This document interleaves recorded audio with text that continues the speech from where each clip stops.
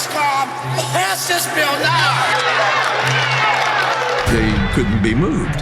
And Speaker Foley got very upset about it. And he said to me, this is just going too far. But after you get by the, this is just going too far, then you get to, what are they saying? Civil rights aren't given. You have to fight to get them, and then you have to fight to keep them. We feel like we're building a real social movement. It's the first really militant thing that disabled people have ever done. There were barriers every single step of the way. The disability community had had enough. In order to have equal opportunity, there had to be accommodations. Everything was architecturally inaccessible virtually everywhere in the world. The restrooms in my high school were not accessible, so it wasn't possible to use the restroom during the day. It was out of sight, out of mind as public policy. And a lot of it was about money. But we realized that people with disabilities could be a political force. They weren't going to accept second-class status any longer. We decided to send a delegation to Washington. I felt like, oh my gosh, we have to do this to make y'all see. She's a cute little kid, and she's crawling up those steps. You want to take a I'll take all night if I have to. And you could see I got goosebumps. You could see the future of America. I now lift my pen and say, let the shameful wall of exclusion finally come tumbling down. For the first time in many people's lives, they were given the opportunity to dream. It was a moment when I realized that life is going to change.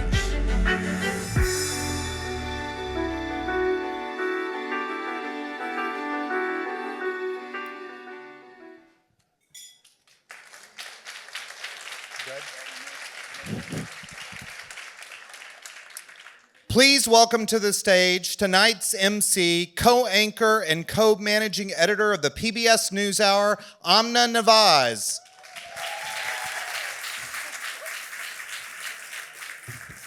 Good evening, everyone.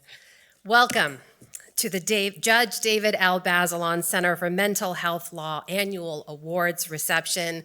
I'm Amna Nawaz from the PBS NewsHour. It is my sincere pleasure to be back with you here once again. This is seriously one of my favorite events I do all year. I love the energy and community in this room, so thank you so much for being here. A big thank you as well to the National Press Club. Let's give it up for them for hosting us this evening. As a journalist myself, I know all too well the critical role those in my profession play and are playing right now to protect and provide space for freedom of expression and for the right of all Americans to fulfill that. As journalists, as activists, as late-night comedy hosts for anyone who saw the latest news, or anyone who wants and needs their voice to be heard. And you're going to hear from some incredibly inspiring voices tonight. A special thank you to my PBS family and the American Experience team who allowed us to show these clips this evening from Change Not Charity that aired in March of this year. And it tells the dramatic story of the decades-long push for equality and accessibility. That's a push that led to the passage of the landmark Americans with Disabilities Act back in 1990 because that generation of leaders refused to back down. Tonight, we're going to be celebrating the work of another generation of leaders who embody Bazelon's mission to advocate for millions of adults and children with mental health disabilities. For over 50 years, Bazelon has been steadfast in its mission and leadership in the disability space as a national fighter for civil rights, full inclusion, and equality for this community. The center today employs a unique combination of litigation, public policy advocacy, coalition building, public education, media outreach, and technical assistance. It's the kind of comprehensive approach that ensures that they achieve the greatest impact. And that, I think we can all agree, is something worth celebrating. And we are celebrating tonight another landmark moment, the 35th anniversary of the passing of the ADA. That deserves some applause. That, as a reminder, that is an example of the kind of transformative and bipartisan legislation that can literally change lives. It continues to serve as an example of what's possible when enough good people come together to solve problems and improve the lives of others, which I believe is still possible. I also want to take a moment to quickly recognize tonight's awardees. You're going to be hearing from more of them in just a moment. All these remarkable leaders include Congressional Champion Awardee, U.S. Senator Lisa Blunt Rochester, Congressional Champion Awardee, Congressman Steny Hoyer, our Advocate of the Year Award, Keris Myrick, Senior Vice President of Partnerships and Innovation at Inseparable, and the Lifetime Achievement Awardee, Stephen H. Rosenbaum, former Chief and Special Litigation Section, Housing Civil Enforcement Section, the Civil Rights Division at the U.S. Department of Justice. A few quick notes so you can make the most of our time together. Please remember there's always amazing food available next door at the Holman Lounge. That's there all night. There are 2 bars as well. There's one here and there's one in the Holman Lounge. This is the most important information, remember this. And you probably already noticed there's a camera roaming around in the reception. That's gonna start back up after the speaking program. That's also gonna allow you to receive all your photos right away, so you can also post them on social media right away. And then after the program ends, of course, please stay with us for the reception in the Holman Lounge. And remember, tonight is a celebration, one I think we all really need right now. So please enjoy this moment of solidarity and community and fun. I'll be back with you in just a moment, but first, it is my sincere pleasure to introduce a fearless leader you already know.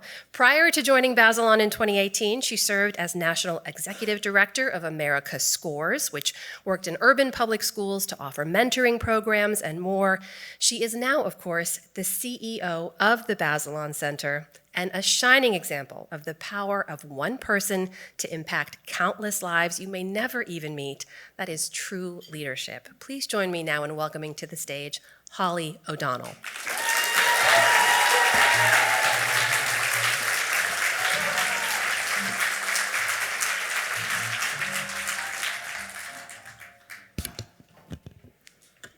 Amna, thank you for that kind introduction, and thank you for being our host again this year. I'll start with my visual description. I'm a white woman with long brown hair, and I'm wearing a black dress. We have a record crowd tonight, which speaks to the excitement of tonight's awardees, appreciation for the Bazelon's 50+ years of legal advocacy, and our shared commitment to the Americans with Disabilities Act and its promise. I want to thank all those who made tonight possible, all of our sponsors, and you'll see them, there's posters and the digital things. With a big thanks to our gold sponsors, Baker Hostetler, the Kovler Foundation, Kellogg Hansen, Microsoft, Reed Smith, and a newcomer, Verizon.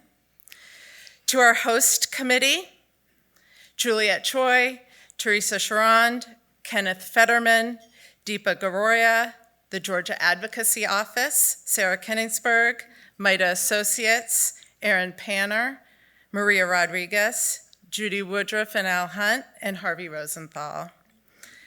And thank you to the Board of Trustees, especially those who traveled to DC, and our chair, Eve Hill, who you'll hear from later in the program. And of course, thank you to our talented and tireless staff. We're in blue flag name tags. The small and mighty team is here tonight.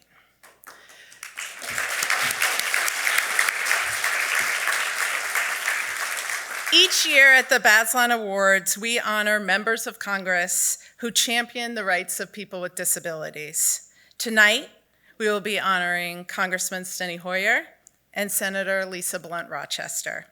It's my honor to introduce the first awardee of the night, Congressman Hoyer, one of the fathers of the Americans with Disabilities Act. As the lead sponsor in the House, he helped shape the ADA and propel it forward to passage in 1990. Securing passage of this landmark civil rights legislation with overwhelming bipartisan support was a remarkable feat. Congressman Hoyer's combination of passion for the rights of people with disabilities and savvy in working across the aisle was masterful. Together with colleagues such as Tony Coelho, Major Owens, Ted Kennedy, Tom Harkin, Steve Bartlett, Lowell Weicker, he helped secure the disability community's most important victory. Time and again, Steny has stood up for the ADA. When the Supreme Court interpreted the ADA so narrowly that it became virtually unusable for many people with disabilities, Steny Hoyer was key to shepherding in the Amendments Act to passage. He arranged negotiations between the disability community and the business community that were key to securing the legislation that enabled people with disabilities to get their rights back and use the ADA the way that Congress had intended. Welcoming Congressman Steny Hoyer.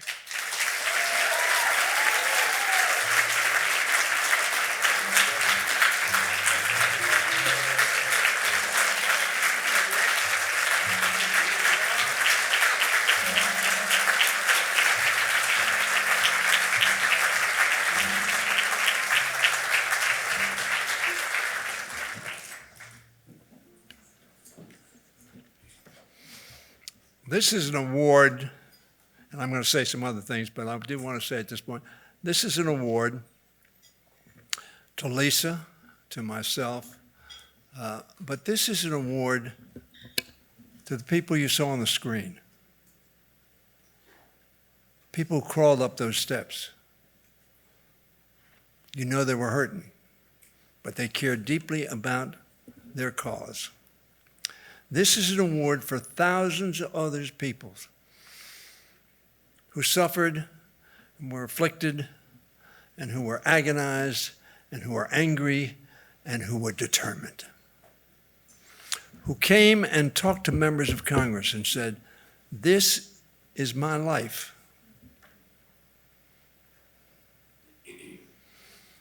And I want you to know, Congressman or Congresswoman, what I confront on a daily basis that shuts me out. America, of course, is about opportunity. To have opportunity, you have to enter, whatever that is entering means. And so this award is really to those thousands of courageous, committed people who made this happen, who said, like Martin Luther King, there's a fierce urgency of now. That's what that young man said. What's wrong with 24 hours? What he was saying is, it's the right thing to do. Do it. Do it now. And Steve Bartlett's comments about what we needed, what it did was it galvanized people, because they knew this was not just some do-gooder movement, some few members of Congress who wanted to please some people. They were convicted of the fact that this was a broad-based, abled and disabled, who had joined together to say, it is time for America, who hold these truths to be self-evident, to make sure that inclusion is part of our democracy for all. So I want to thank you. I want to thank the Bazelon group for its work. And I want to say you have chosen a wonderful, wonderful leader. I came to Congress 180 years ago. Maybe not quite that long. But I came to Congress in 1981, some 45 years ago. There was a young, brilliant man working for Speaker Tip O'Neill. And those of us who had a brain in their head said, that's a guy we got to know, because A, he knows what's going on, B, he knows how to respond to what's going on, and B, he is open to telling us and teaching us. And his name was Kirk. And he had a daughter, and her name was Holly. Holly, thank you so much for your leadership. Your dad, I know, is so proud of the efforts that you are making, because, you know, when you pass a bill, it really doesn't mean anything until thousands of people work to implement that bill, to make it reality, not just words on a page. I worked with George H.W. Bush and his council in passing the ADA. Now, it was said that I was the major sponsor. The major sponsor, from my perspective, was a guy named Tony Coelho. Tony Coelho left the Congress, and I will be forever grateful that Tony called me into his office. He was then whip, which I became at some point in time, and as a matter of fact, took that same office. And he said, Steny, I'm going to leave the Congress. But as you know, I have a passion for making sure that we pass the Americans with Disabilities bill. And you're going to get it done. He didn't say I had an option. He didn't say, you know, will you do it? He said, you are going to get this done. And so I took it as a responsibility. But what he did was give me the opportunity to work with extraordinary people. What he did was give me the opportunity to do something that when I leave the Congress in 2036, that I will look back on this legislative accomplishment as the greatest accomplishment I have made in 60 years of public service.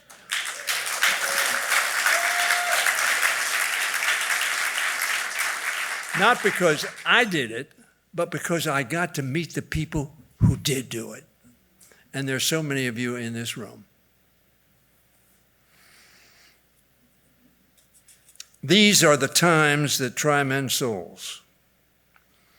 That's what Thomas Paine said. Today he would have said, these are the times that try men and women's soul. Or if he was even more enlightened, he would say, these are the times that try women's and men's soul. Lisa Blunt Rochester is shaking her head vigorously. I want to say something about Lisa Blunt Rochester. I'm so pleased to be honored with her. I don't know how many of you know Lisa Blunt Rochester, but she is a woman full of warmth, full of joy, full of love, full of service. She is an extraordinary person. I love Lisa Blunt Rochester. I'm privileged that I had the opportunity to serve with her. And the citizens of Delaware had the good sense, and the citizens of Maryland had good sense to send two new women members to the United States Senate, and they're doing an extraordinary job. Congratulations, Lisa.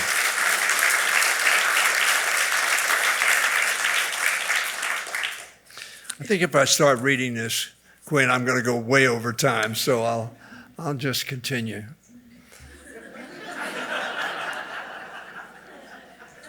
I want to mention a name that hasn't yet been mentioned, Orrin Hatch. Because when we did the response to the Supreme Court, which inexplicably said that, well, you really had to be a life-changing disability. Now, if civil rights legislation is about perception, you're the wrong color, so you're not able. Baloney. You're the wrong gender, so you're not able. Baloney. And the Supreme Court said you really had to be, not just that somebody said, I think you're disabled and therefore I'm not going to hire you. That's what civil rights legislation is about. And we changed that. Orrin Hatch, a Republican in the United States Senate, chairman of the Judiciary Committee at that point in time, was very, very helpful. A guy named Sensenbrenner, whose wife had a disability. was a huge advocate. We worked together, not as Republicans and Democrats, but Americans who cared about our fellow citizens.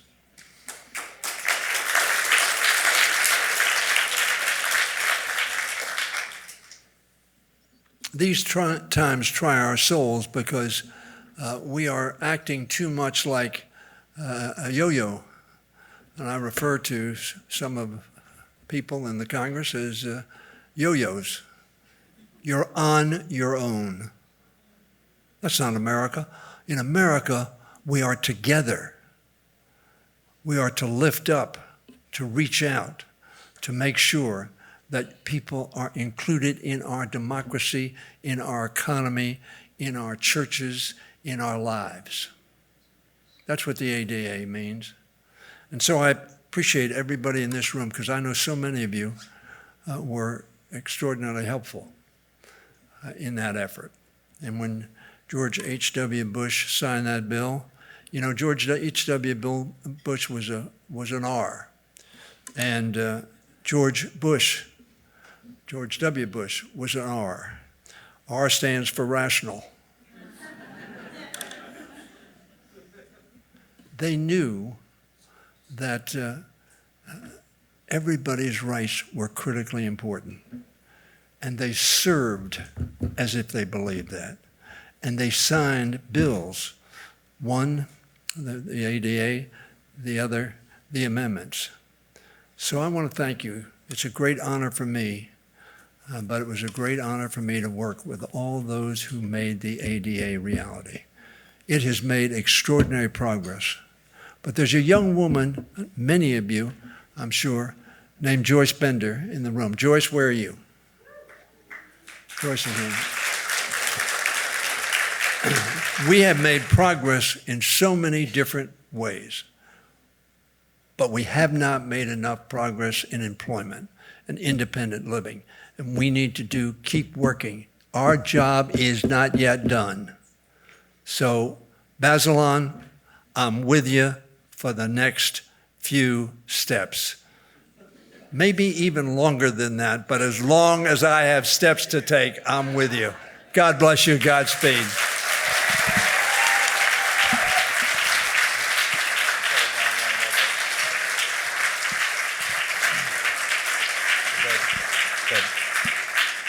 Please welcome back to the stage Amna Nawaz.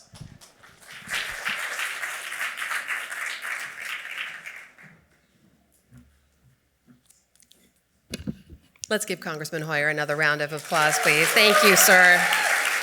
Thank you for your 180 years of service, however we're rounding up. Thank you for your support and your leadership and the example that you've set over several decades. In just a moment, as the Congressman mentioned, you're going to be hearing from another Congressional Champion awardee, that is U.S. Senator Lisa Blunt Rochester. Thank you for being here. But first, if you have ever worked for a nonprofit or an advocacy organization, you know how crucial boards of directors are. These are volunteers. They commit to offer their time and their resources and their expertise to a cause that they believe in. And in this moment, we need passionate and committed voices to join causes and fight the good fights. Eve Hill, chair of the Bazelon Board of Trustees, serves as a partner at Brown, Goldstein, and Levy. She's also a proud sponsor of tonight's event. Thank you to them. From 2011 to January of 2017, Eve served as Deputy Assistant Attorney General for the U.S. Department of Justice's Civil Rights Division, where she was responsible for oversight of the division's disability rights, education, and Title IX enforcement, and the American Indian Working Group. These are just a few examples of Eve's work and accomplishments. Please join me in welcoming to the stage Eve Hill.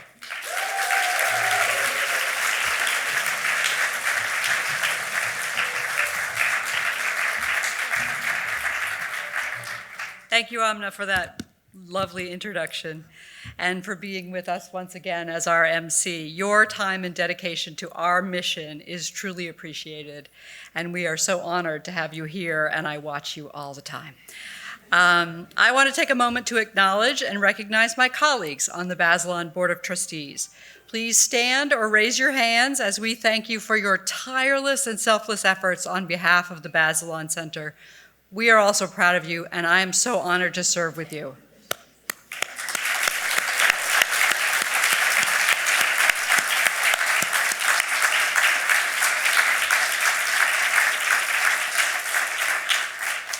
But the rest of you are not off the hook.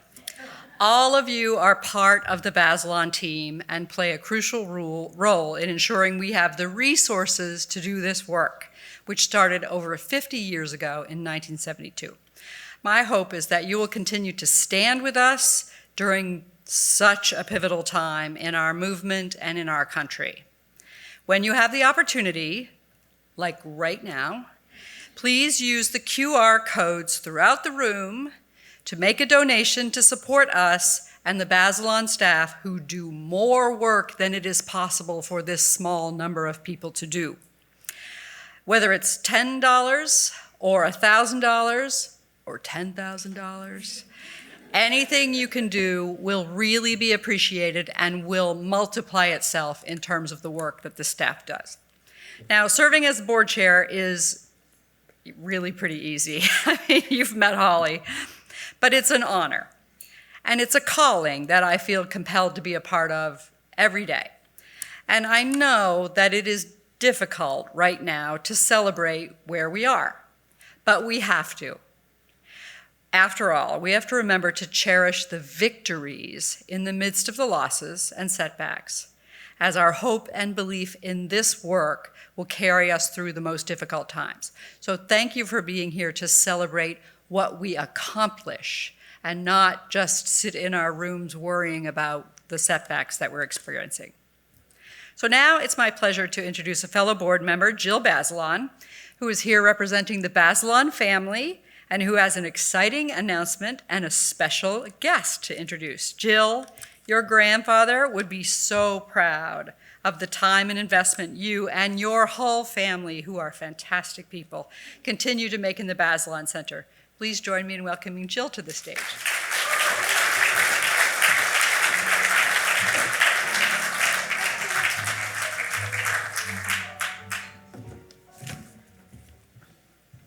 Eve, thank you so much for that introduction and for everything you do as our board chair to strengthen the Bazelon Center as we look to the next 50 years of impact and service to the community.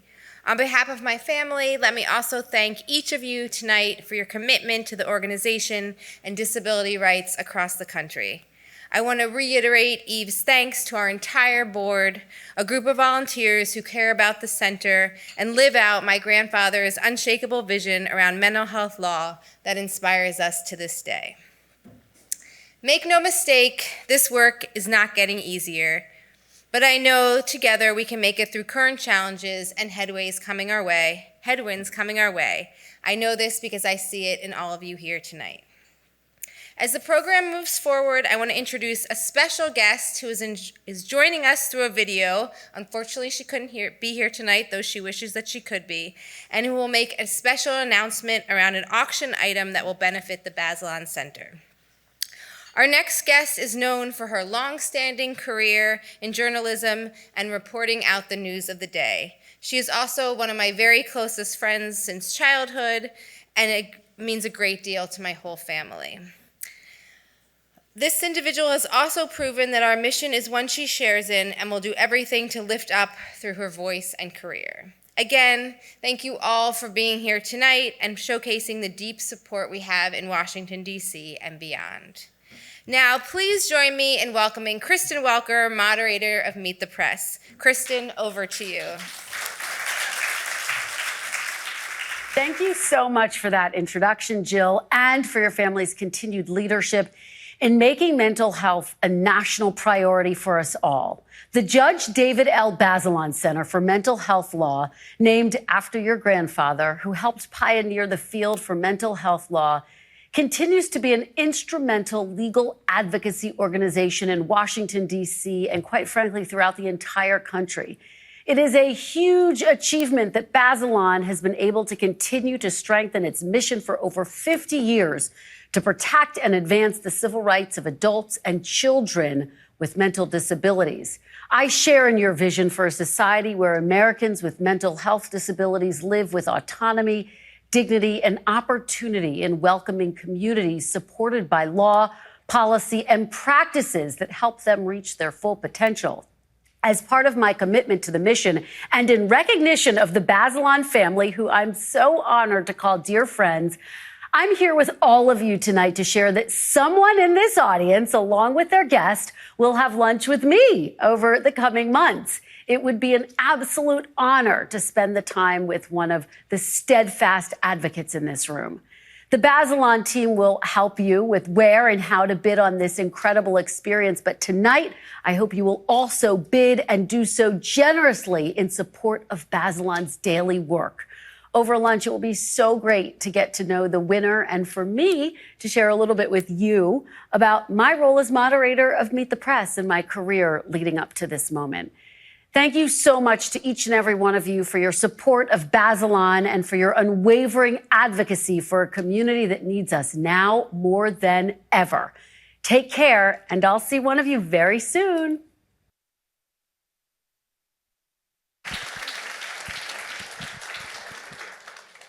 Please welcome to the stage Bazelon Center's legal director, Megan Schuler.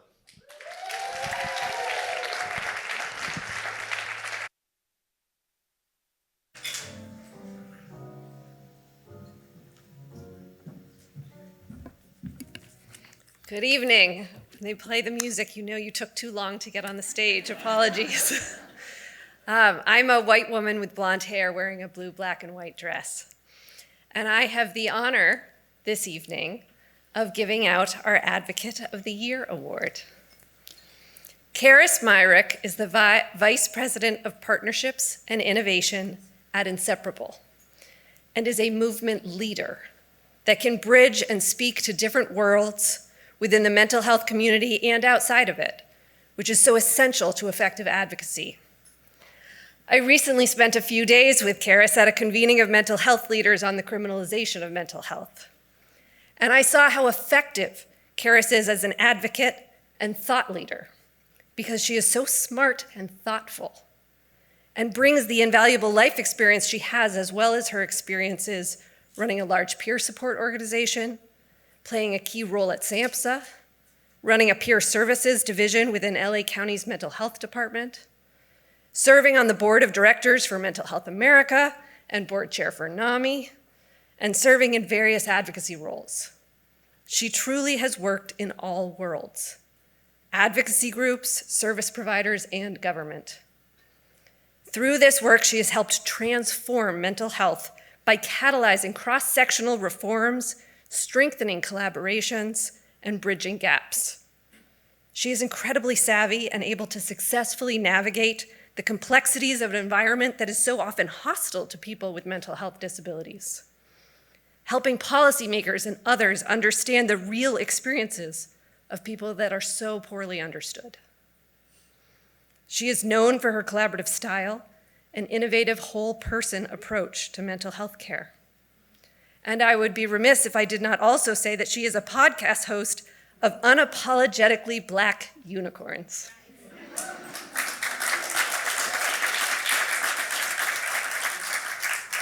She has been an important voice speaking out about what good mental health services should look like and raising concerns about care courts, institutional care, inappropriate reliance on forced treatment, and the role of police and the criminal legal system in the lives of people with mental health disabilities. Her voice is perhaps now more than ever critical to this movement. I am honored to present this year's Advocate of the Year Award to Keris Myrick.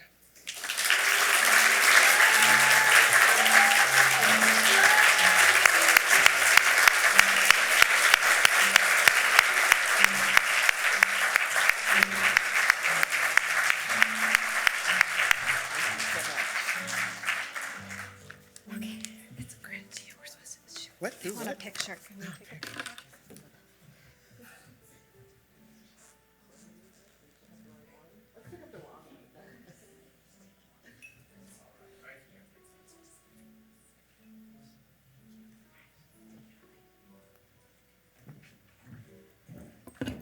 Before we start, I'm an African-American woman, and I have long black hair, I'm wearing rainbow glasses and a kente cloth, very colorful dress, and my sign name for the interpreter is Keris.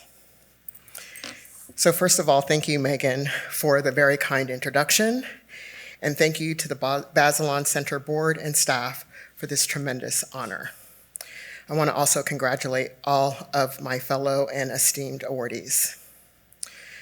A few days ago, the nation heard the conversation about people living with mental illness who are unhoused between two journalists on a talk-style news show. And I'm going to paraphrase. Well, I might quote. The first journalist was an African-American man, and he said, quote, "You can't give them a choice. Either they take the resources that we're going to give them, or they're going to go to jail. And that's the way it has to be." The second journalist, a white male, followed with, "Or involuntary lethal injection, or something. Just kill them." I don't like repeating such reprehensible statements, but this is our fight, now as it was 35 years ago and even before. And all of us in this room are fighting for dignity, respect, and the rights for people living with mental health and substance use conditions and people with disabilities. When public discourse leads to harm to those most in need, when political decisions feel disconnected from the people they claim to serve, and when the world can sometimes feel just too much, I lean into the words of my father, Dr. Howard Myrick, who passed away this past November. He was a fierce defender of civil rights, equity, and democracy. And he reminds me, and now us, this: the nation is an unfinished journey. The imperfections are not failures, but they're invitations and opportunities for collective growth for each generation to push closer to its promise.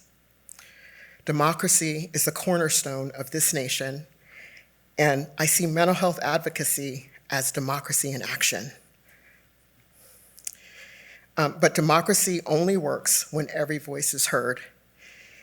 When people with lived experiences, families, parents, providers, policymakers, and especially those most impacted at the intersections of race, gender, sexual orientation, rural and farming communities, immigrants, and those living in poverty, the yay-sayers and the naysayers.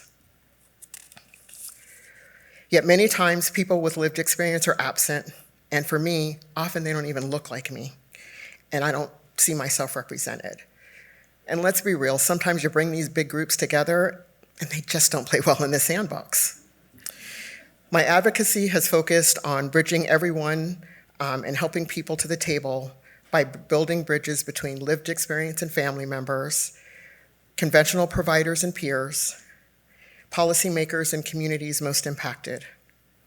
I work across constituencies that may not always agree because I believe that real solutions are done through connection, especially when we are connected around a common cause of dignity, respect, and access to services and supports in communities where people want to and choose to live, work, and play. At a time when calls for institutionalization are growing louder, the work of the Bazelon Center reminds us that segregation is discrimination. When systems fail us,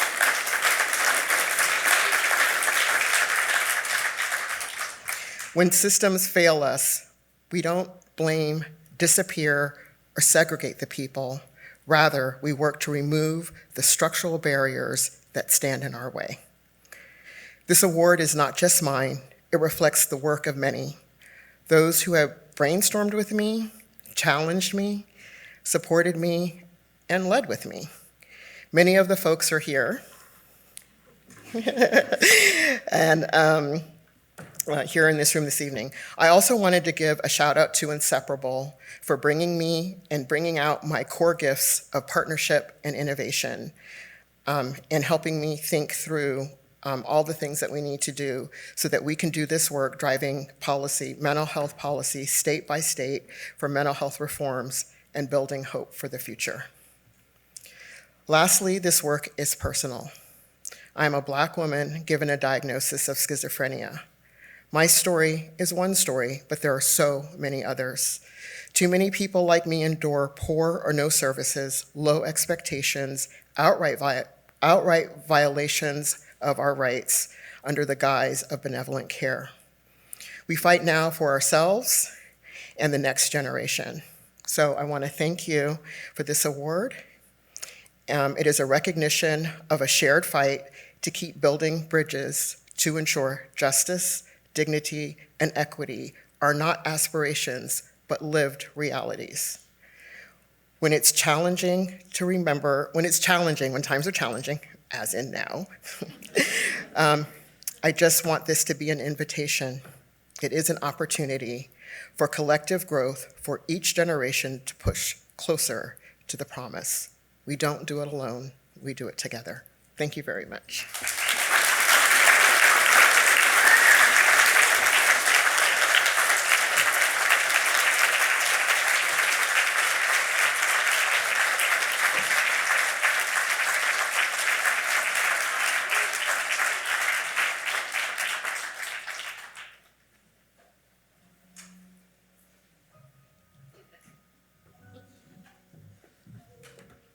Keris, congratulations once again. You're sharing your story. Thank you so much. Your leadership and your work in this shared mission. Your father's words really resonated with me, to see the imperfections as invitations. I'm going to carry that. Listen, as you just heard a few moments ago, you all have a very exciting opportunity to join my colleague and my friend, Kristen Welker, for an intimate and engaging conversation. I will tell you from firsthand experience, she's a lot of fun over lunch. So bid generously, because remember, proceeds from that auction will benefit the Bazelon Center. Next up, I'm honored to introduce Jennifer Mathis, Deputy Director of the Bazelon Center. Aside from her 2 periods of service in the federal government, Jennifer's worked at Bazelon since 1999. She has a storied career in the civil rights and disability community.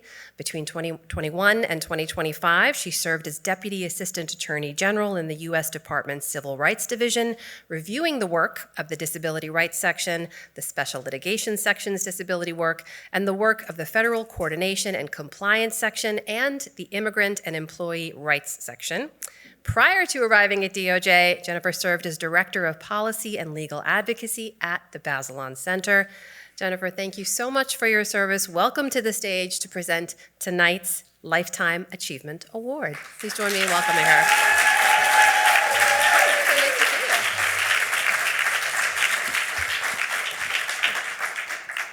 Thank you.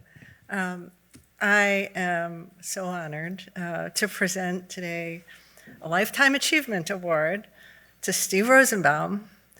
Steve recently retired after a 46-year career in the Justice Department's Civil Rights Division and was responsible for countless legal advances in the rights of people with disabilities. Steve has been a driving force behind so many cutting-edge matters that go to the core of the Bazelon Center's work. And the interesting thing about Steve is that he's had that outsized impact, even though disability issues are really only a small slice of his work.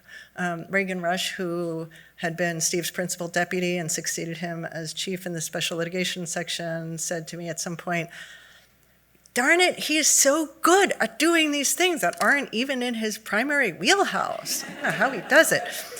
And that's Steve. And so during his tenure in the Civil Rights Division, Steve led civil rights enforcement in a very wide range of areas and served as chief of 3 of the most visible sections within the division, including the housing section, the voting section, and most important to us, the special litigation section, where he led work to enforce disability rights, as well as work on policing issues, juvenile justice and corrections work, and the Civil Rights of Institutionalized Persons Act, and other stuff.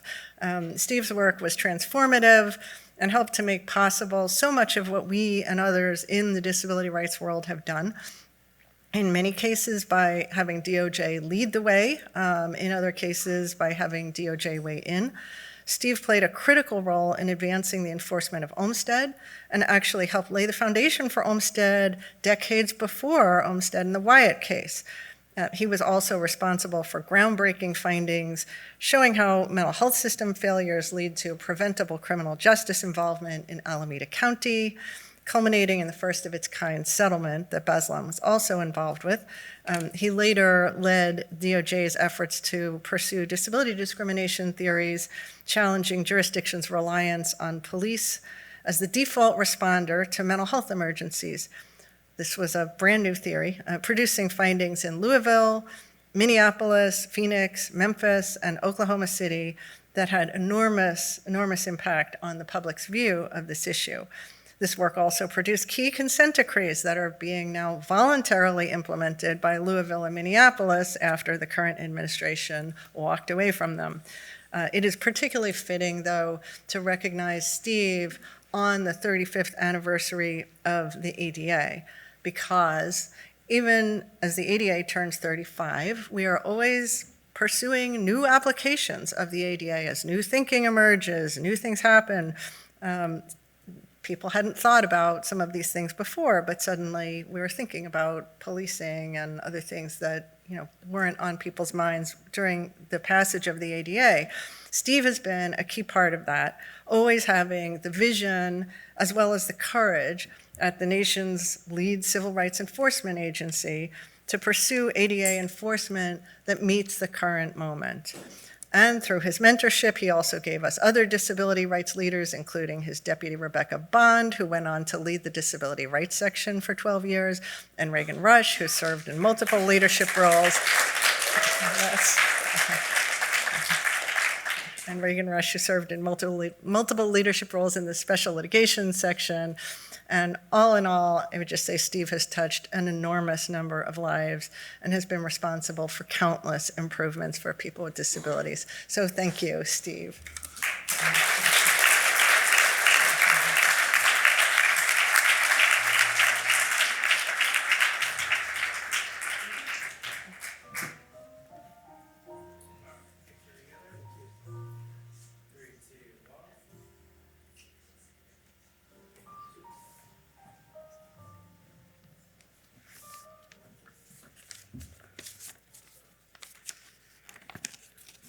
As Jennifer mentioned, I retired a year ago, so you can imagine my surprise when I got the call that I was receiving a Lifetime Achievement Award, because I hadn't done any legal work in the last year.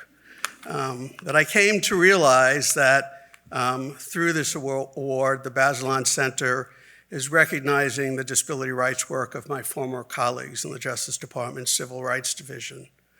Of the many who worked with skill, dedication, and tenacity, I want to recognize two who worked with me in the special litigation section. Robin Sue Frabozzi was my teacher on the ADA in the 1990s. She enforced the ADA's integration mandate well before the Supreme Court even recognized its existence in the Olmstead decision. And Reagan Rush led the division's efforts to apply the ADA to 911 dispatch decisions regarding people with behavioral health disabilities, and linked that work with the traditional enforcement of Olmstead. And I want to thank the Bazelon Center for its longstanding oversight of the Civil Rights Division's work. Applauding the division's work, encouraging it to do more, and yes, criticizing its shortcomings. Indeed, I had the distinct pleasure of working directly with both Eve Hill and Jennifer Mathis when they served in the division's front office during the Obama and the Biden administrations, respectively. We did so much great work together. Between 2023 and 2025, for example, the division issued 5 findings reports concluding that cities violated the ADA by relying unnecessarily on police responses to people with behavioral health disabilities.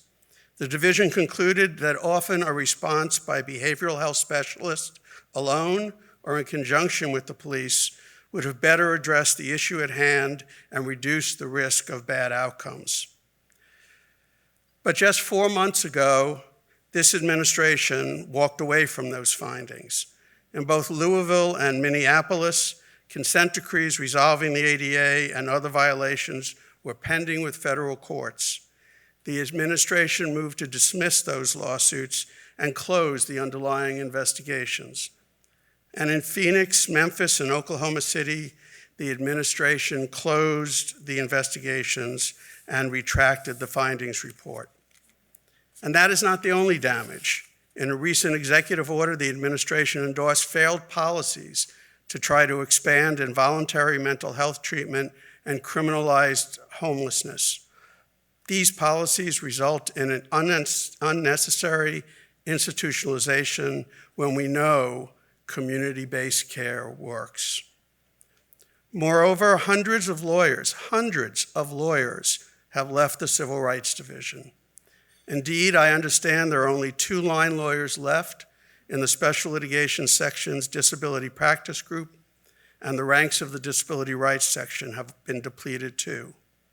Of course, the administration must be held to account. But that is not enough. The work that the division should be doing must be done by others.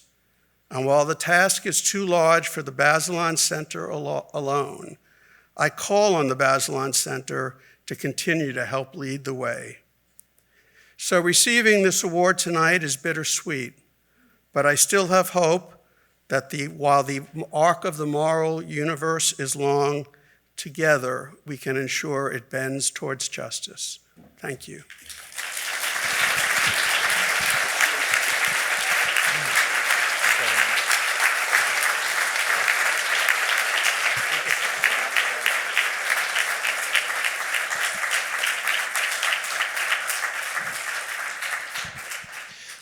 Please welcome back to the stage Bazelon Center CEO Holly O'Donnell.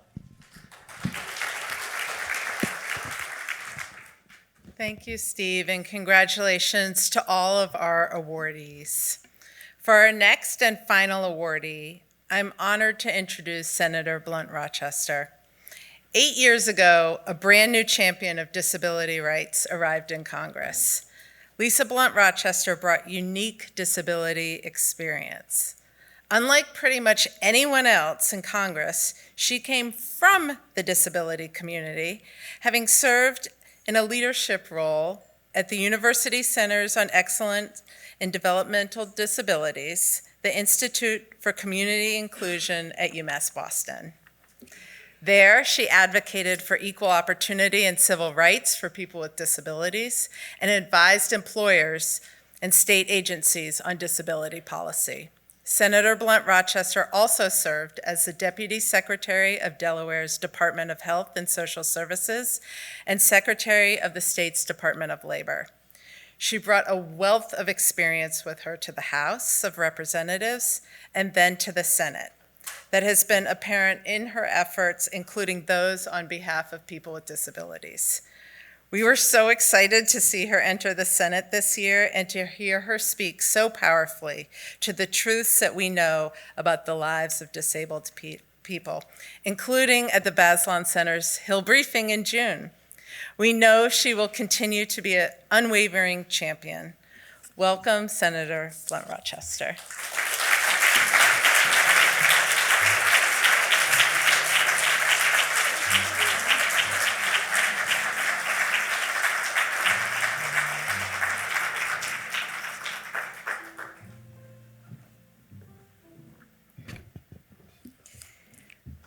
I am a light-skinned Black woman with shoulder-length brown hair, wearing a purple pantsuit with a pink bow tie blouse. Thank you, Holly, so much for that introduction, and to the entire Bazelon Center leadership team, the board of directors, all of the donors and supporters, staff, the Bazelon family, and to all of you who are in the movement.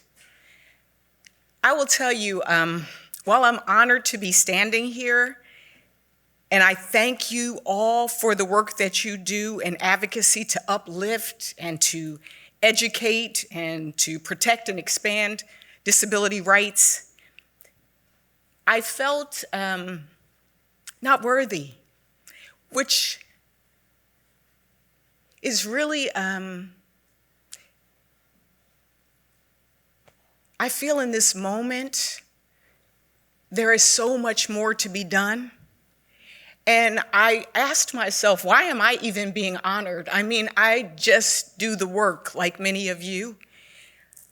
I did, my last job before coming to Congress was at UMass Boston and the Institute for Community Inclusion, where I learned incredible things like speaking person first, or thinking about universal design, that it helps everybody when we build with that in mind. I got to stand up for jobs in the economy and work with people like Joyce Bender, who might not remember me, but I remember her. Remember you well. And even the jobs before, I was CEO of the Urban League in Delaware, so civil rights is not new to me. But I think I stand here today thinking about the charge and the work that we have in front of us. I wore a purple suit because I believe these issues are not red or blue, and that, which is true. Thank you for that clap. And that when we do things together, they're lasting. But the challenge is we are in this moment. This is a different time. And so I asked myself, what would I share with you? I'm fortunate to be on the Help Committee, so I get to do this work every day. I'm fortunate to be on the committee that deals with commerce. I'm on the Banking and Housing Committee and just released a housing plan. But I know that right now, individuals with disabilities, while this is the 35th anniversary, just like so many of us, we're facing pullbacks. And so I have a vision of a slingshot in my head. Try to pull me back, but we're gonna go much further. We're gonna go much further. And to the incredible honorees, I congratulate you. I feel so humbled to be in your presence. And I thought to myself, what would I leave all of you? What would I say to you? Number one, you can count me as a partner, an ally, a champion on these issues, whether it's jobs, whether it's healthcare, whether it's housing, whether it's justice. We're not going back.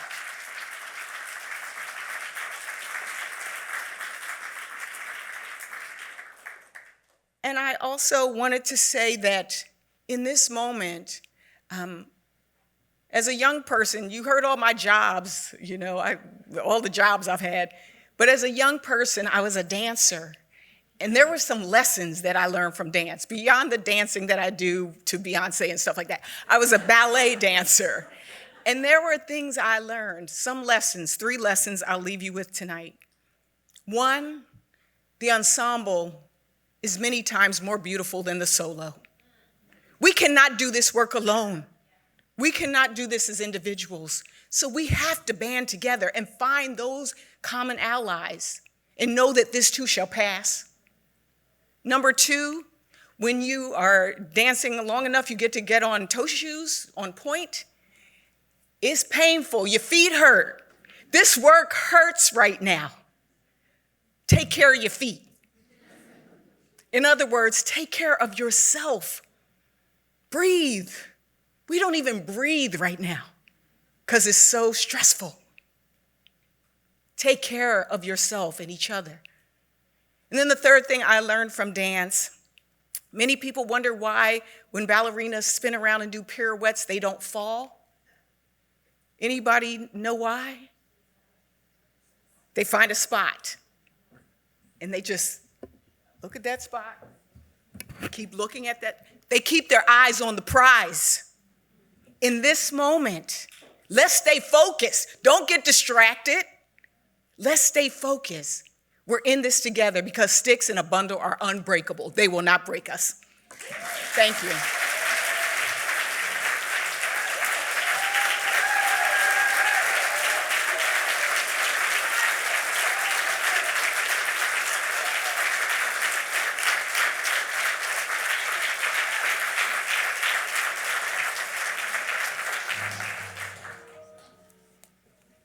Senator, congratulations again.